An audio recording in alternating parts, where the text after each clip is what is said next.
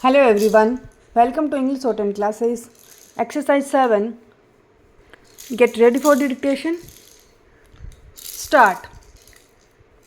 Mahatma Gandhi, who had anticipated all this, thought that this system of education, which is so expensive, would not do if education was to be brought within the reach of every Indian, rich or poor.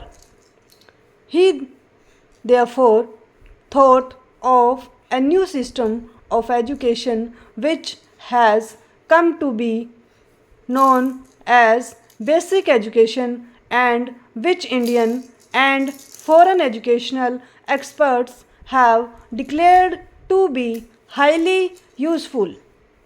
According to Gandhiji, as far as I understood him, there are two basic merits in this new system. Firstly, education under this system is imparted not merely through books but through some kind of practical work so that the knowledge which children acquire will not be the result of mere memorizing but of actual experience.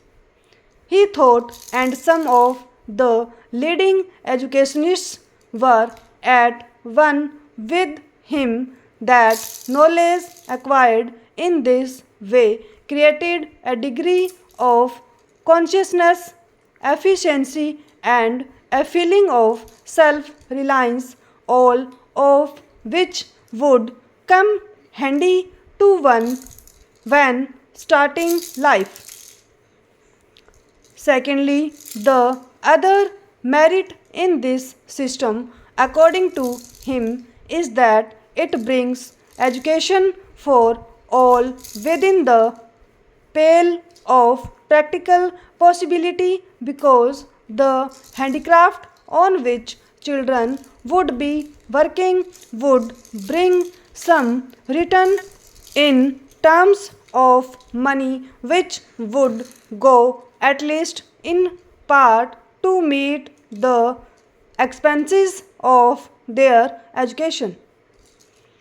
He was convinced that unless young scholars made this contribution towards their own education, universal education in India would never be possible.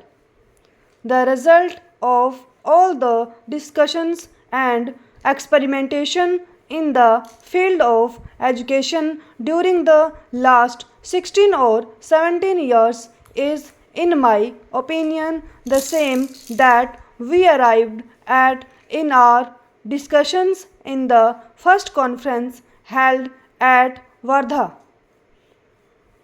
Educationists had admitted the utility of the new system but considered children's contribution towards their education as not only impossible but undesirable.